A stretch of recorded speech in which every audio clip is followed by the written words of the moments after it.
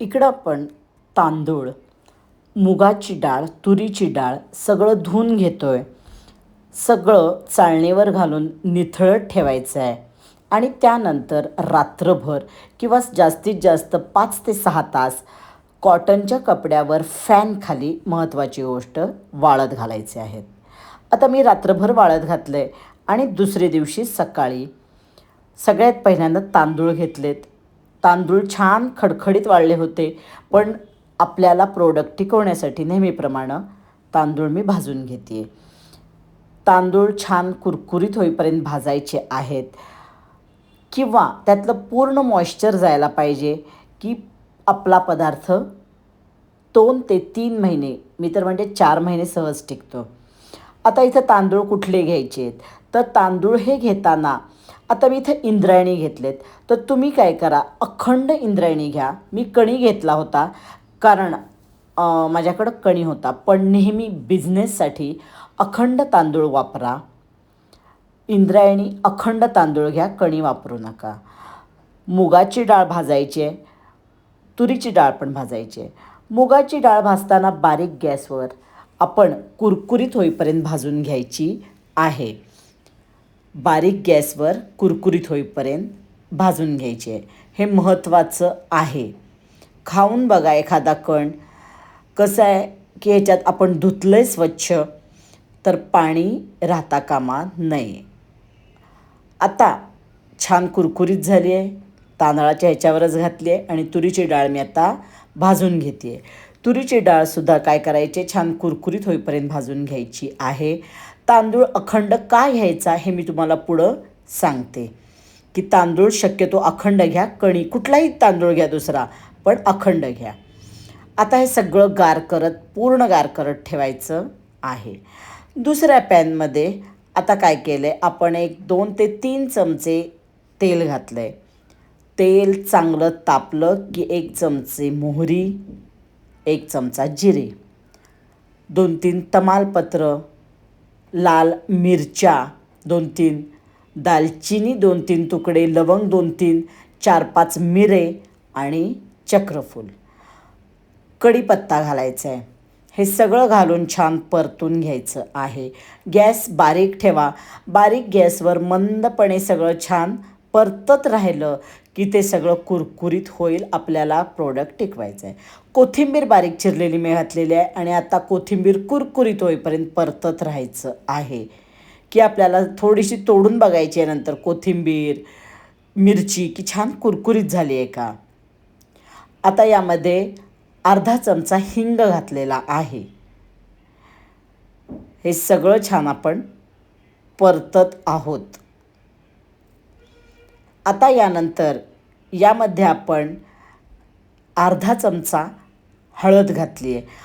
पिवळा रंग जास्त हवा असेल तर थोडी हळदीचं प्रमाण वाढवलं तरी चालेल, पण इथं अर्धा चमचा हळद घातलेली आहे.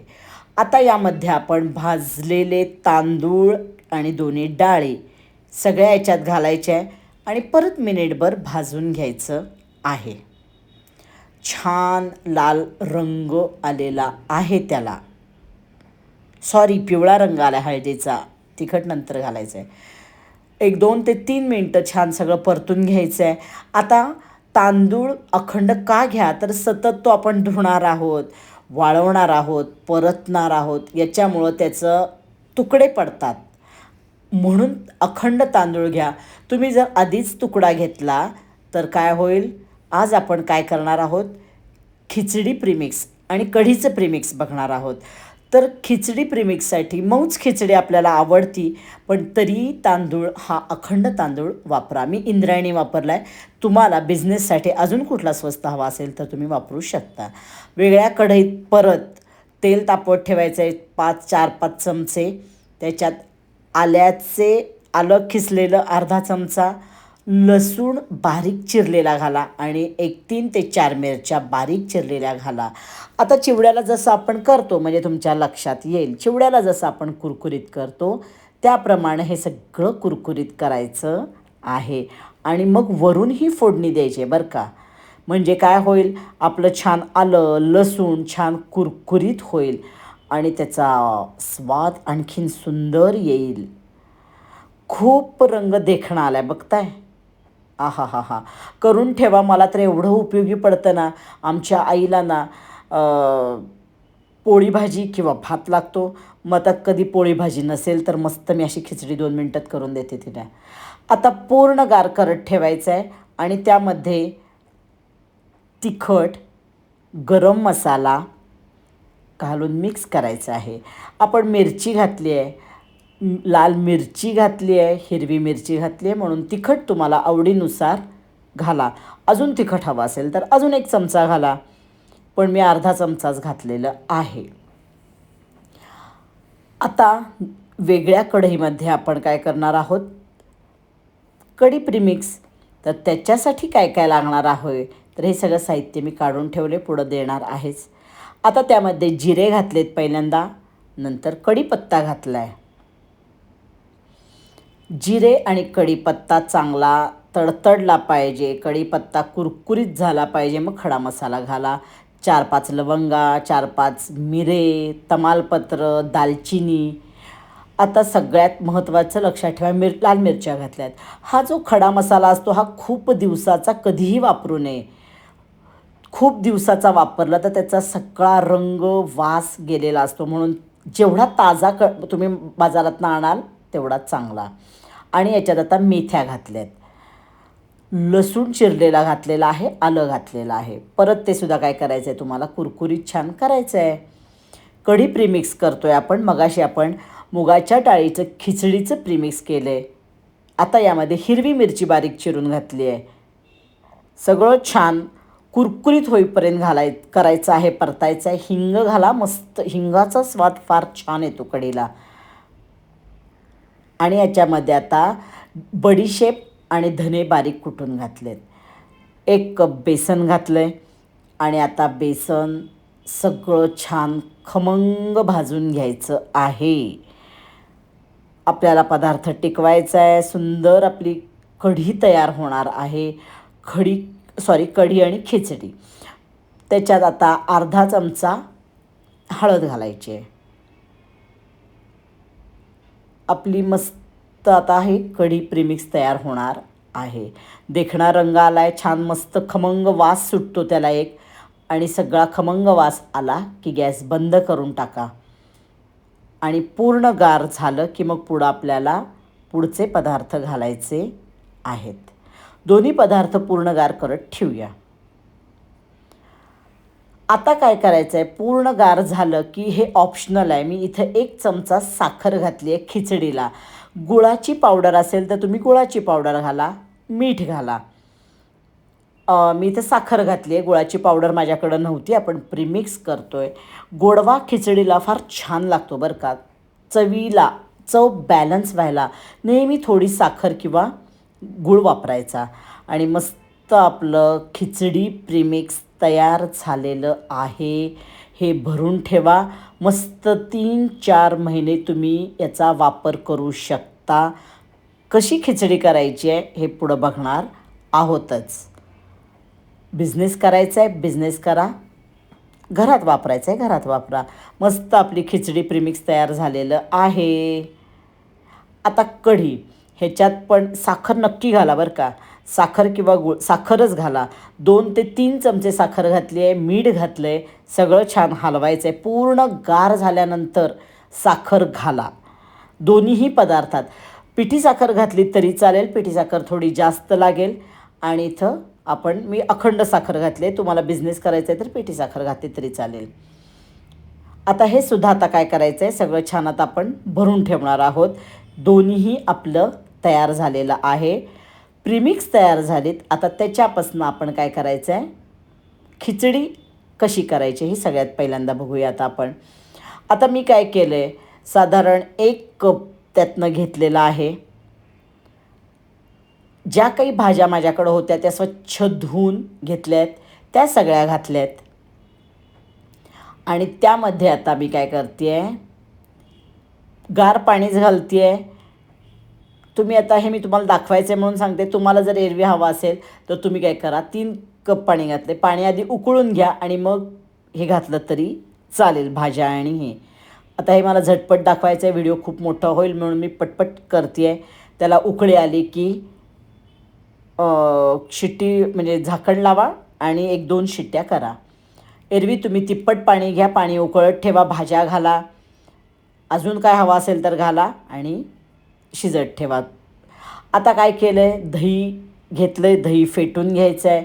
दही छान फेटायचं आहे किंवा मिक्सरवरनं काढलं तरीही चालेल.